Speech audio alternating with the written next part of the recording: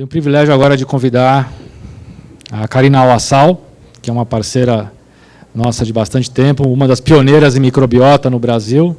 Então, nós temos a Karina Awassal, KAA, vai falar para nós sobre AKK. É verdade. Né? Eu não tinha pensado nisso. Por isso que eu gosto da quermância. Bom dia, turma. Obrigada por estarem aqui prestigiando esse evento. Obrigada, André, pelo convite. Muito feliz de trazer esse assunto. Eu passei tantos anos falando sobre a quermância e falava, um dia a gente vai ver a quermância como um probiótico. E esse dia chegou, então é muito emocionante na vida aí de um cientista e nutricionista. Para quem não me conhece, eu sou nutricionista, trabalho na prática clínica há muitos anos, não vou falar quantos, porque nem eu gosto de ver. E fiz minha tese de mestrado em microbiota intestinal com pacientes diabéticos e obesos. Então, desde então, eu fiquei imersa aí no mundo da microbiota e não saí mais. E daí o André trouxe a missão de eu falar um pouquinho sobre a famosa quermância hoje. Vamos entender um pouco do metabolismo dela, como que ela funciona e por que ela se tornou tão queridinha e tão famosa. Antes de entrar nela, só para a gente esclarecer alguns conceitos, na nossa microbiota intestinal, a gente tem bactérias simbiontes, comensais e patobiontes. Então, as simbiontes são aquelas bactérias que vão nos trazer algum benefício, então elas estão lá, vão produzir alguma coisa benéfica para a gente, e, por exemplo, lactobacillus, a quermância, a bifidobactéria, igual a Laís falou. Elas vão produzir ácidos graxos de cadeia curta, entre outros metabólitos úteis para a gente.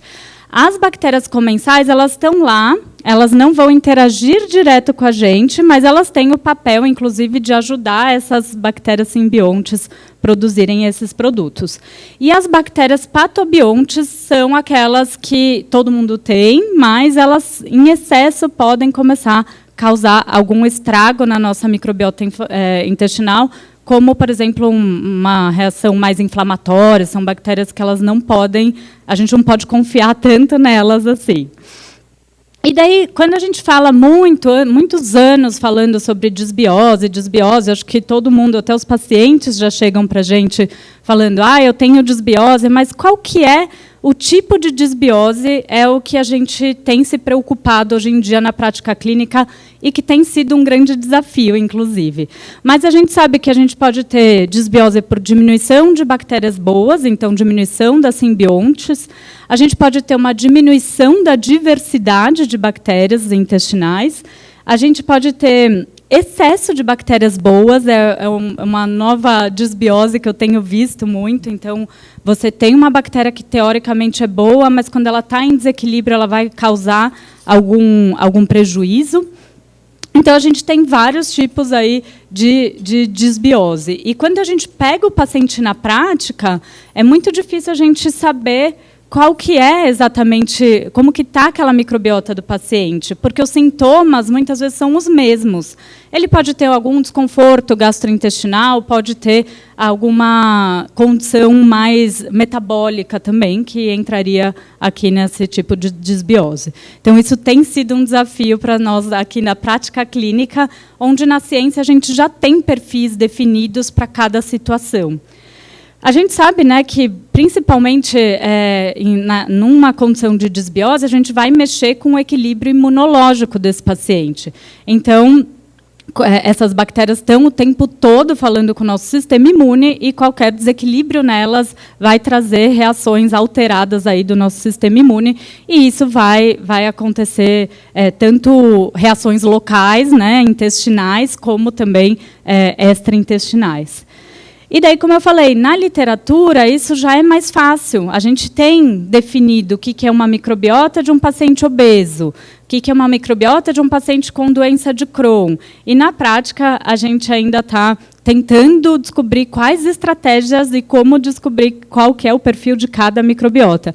Uma questão que a Laís levantou, que eu acho muito legal, o que é uma microbiota saudável, né? Será que é uma individualidade, aquele perfil, ou será que aquilo realmente é fora do padrão? Então, isso também a gente vem tentando descobrir. E quando a gente pega em obesidade, a gente sabe que um paciente mais obeso ele tem baixos níveis de Akkermansia no intestino, e isso já foi bem relatado, como também uma distribuição dos grandes filos, Firmicutes e Bacteroidetes, diferente, com uma distância muito maior do que num paciente eutrófico. E daí, entrando aqui na Akkermansia, ela está famosa agora, mas a estrada dela é longa, faz tempo que ela foi descoberta, aliás, nem tanto tempo assim, se a gente for pensar, né, na ciência, mas o primeiro paper de Akkermansia foi em 2004, que um grupo de cientistas descobriram a importância ali da Akkermansia e o seu metabolismo. Então, esse foi o primeiro paper que saiu com a Akkermansia do grupo do Vos e dos holandeses.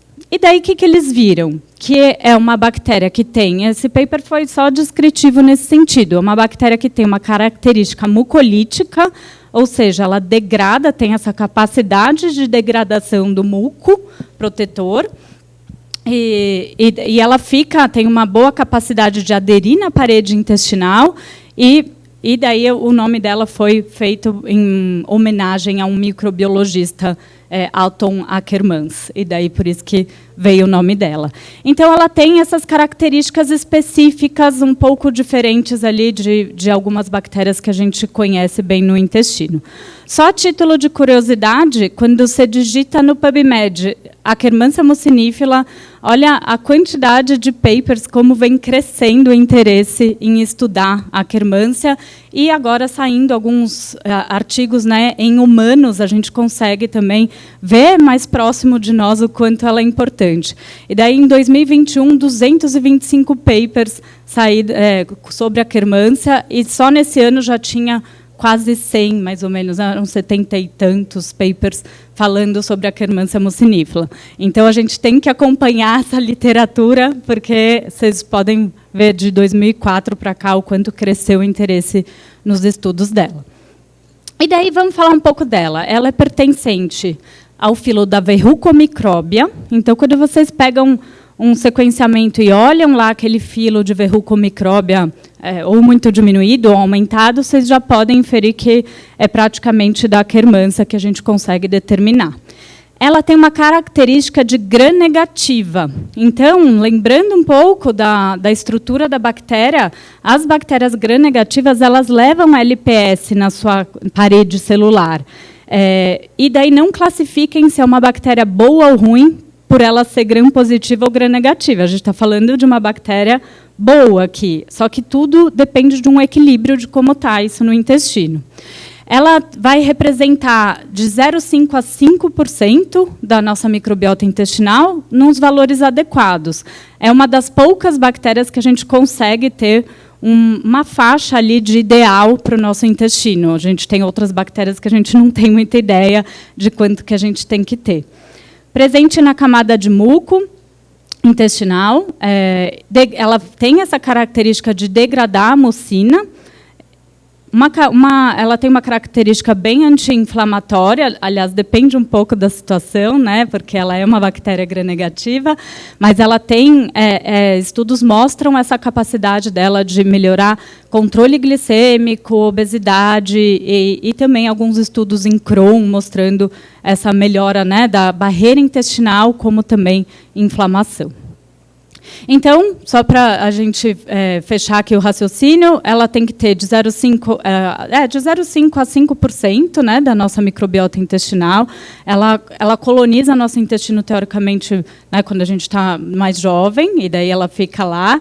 Ela tem muita relação com a composição corporal e também com o controle glicêmico, e diminuído em pacientes com doença inflamatória intestinal ou, por exemplo, diabetes do tipo 2 e obesidade.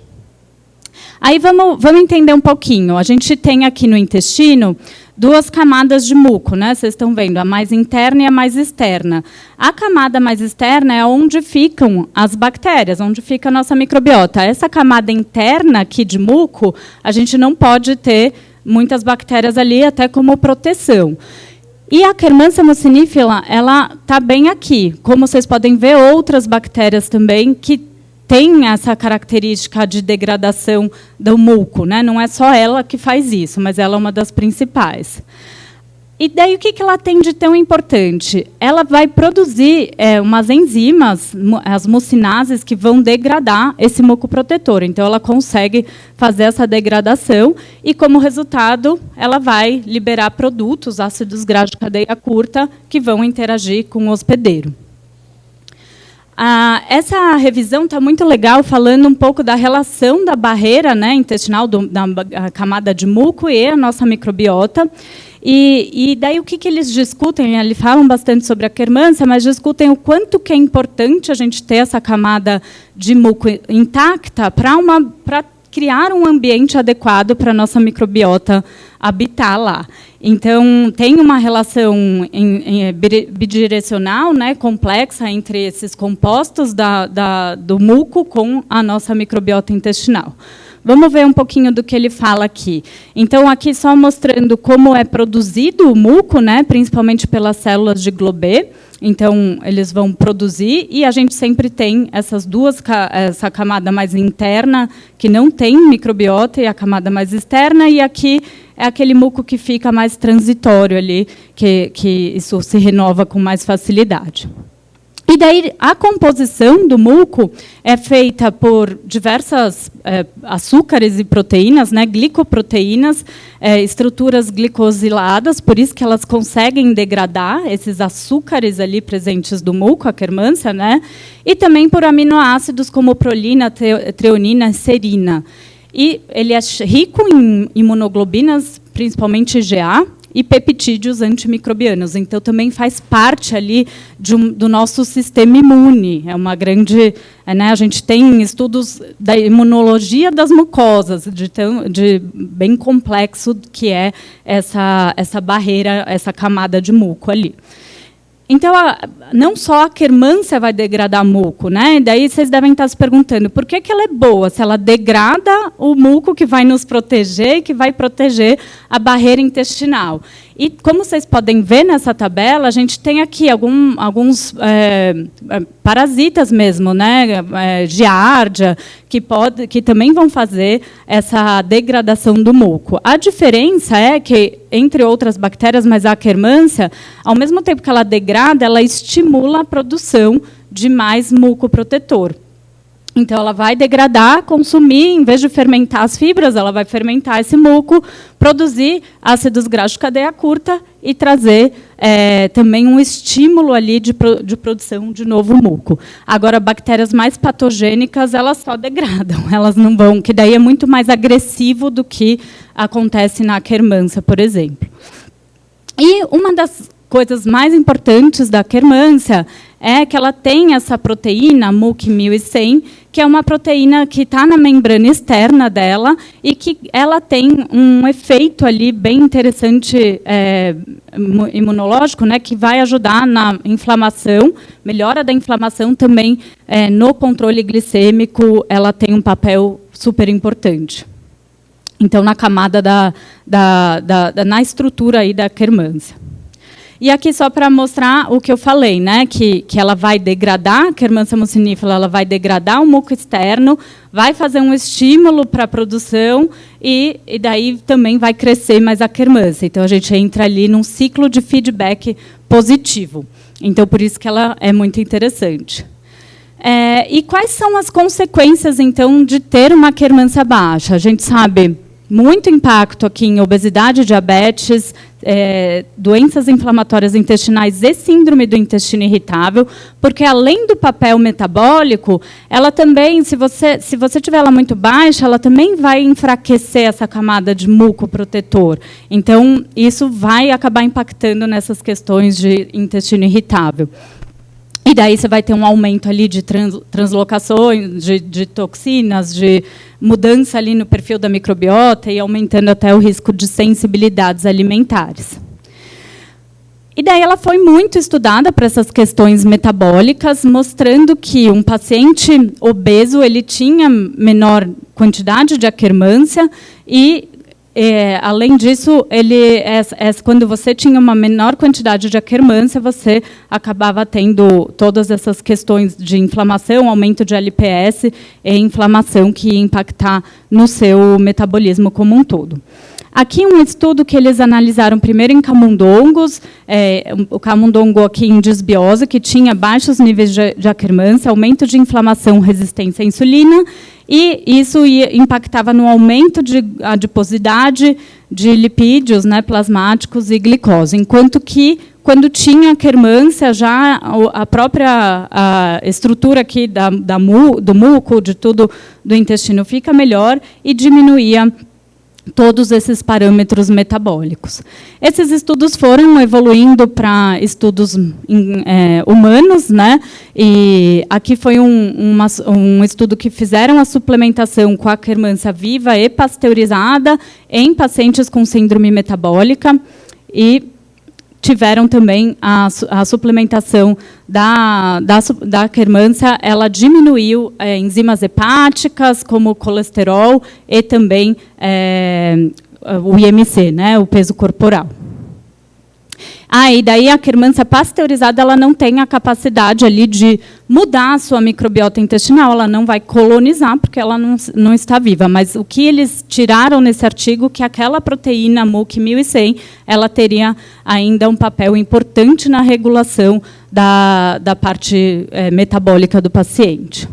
E aqui o estudo que a Colleen fez com o seu grupo, mostrando justamente a suplementação do placebo e de 2 produtos, um deles tendo Akkermansia, que é esse aqui, e essas eram só as bactérias produtoras de butirato, e viram um impacto muito importante na melhora da hemoglobina glicada dos pacientes que consumiram o produto com Akkermansia. Então, falando tudo que ela explicou ali, da sinergia entre essas bactérias e também da importância da Akkermansia na barreira intestinal, nessa camada de muco que vai reestabilizar, e teve essa melhora importante aí nesses parâmetros.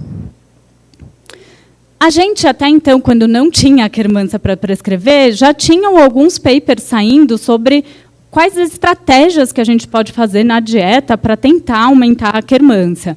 Então, eu acho legal trazer isso, porque, por mais que a gente dê a Akkermansia, é importante que a gente mantenha ela num ambiente adequado, então, para fazer um tratamento complementar com a suplementação.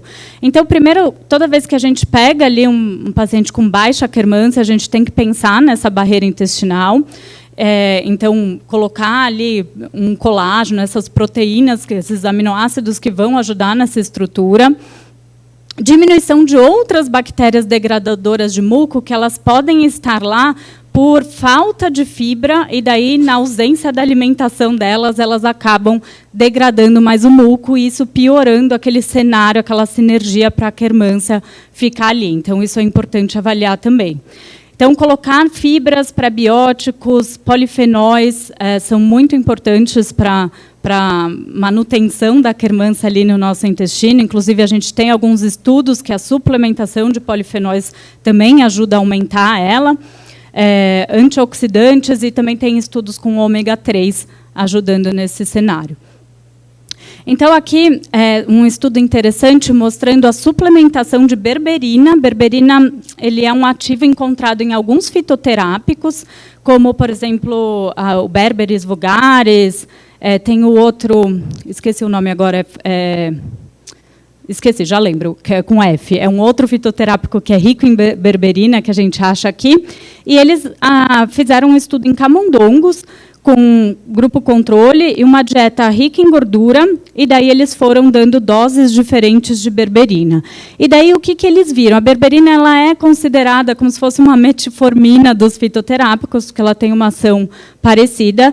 E o que eles viram? Que os pacientes que tomaram a dose maior de berberina, aqui em verde vocês podem ver, foram os que ganharam menos peso, mesmo com a dieta rica em lipídio.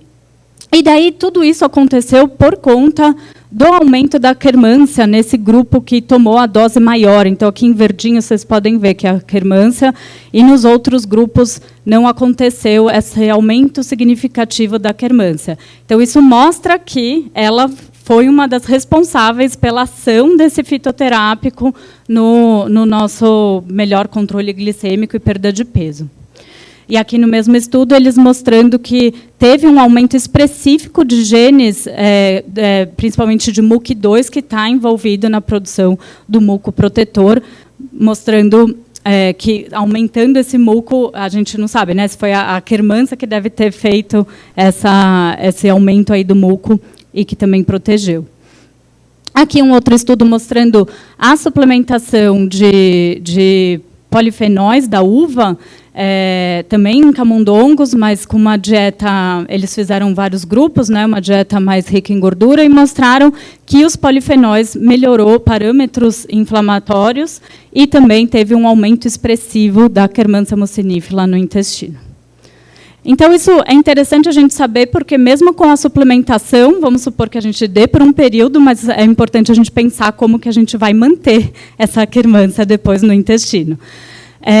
E daí vem a pergunta, quanto mais melhor, porque pelo menos brasileiro tem essa mania, né? Então vai começar a falar que a Akkermansia ajuda no controle glicêmico, a Akkermansia emagrece, então vai todo mundo sair tomando a Akkermansia. O que a gente tem que pensar é exatamente na natureza dela. Eu falei que ela é uma bactéria gram-negativa e que se você tiver muita Akkermansia, pode ser que ela também consuma aquela mucoprotetor sem dar aquele feedback de produção. Pode ser que não dê conta de acontecer isso. Então, é raro pegar excesso de Akkermansia, mas eu já vi em alguns testes. Então, só para a gente ter essa consciência que não é porque ela ajuda nisso que a gente pode sair tomando também sem pensar. E daí, o que a gente pode pensar, né, quando ela está muito alta, o que a gente pode fazer?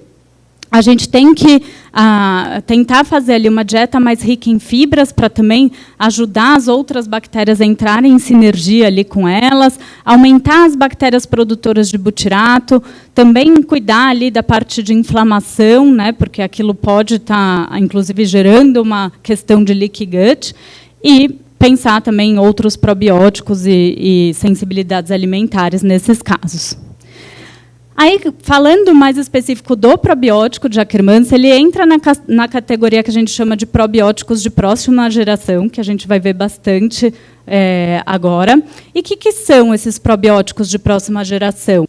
Eles são espécies comensais ali do intestino, que, como a Laís falou, diferentes de bifidobactéria e lactobacillus, que a gente está muito habituado, eles são espécies que vivem lá, mas eles têm uma condição estritamente anaeróbica, normalmente, que são difíceis de manejar ali para a prática clínica, né?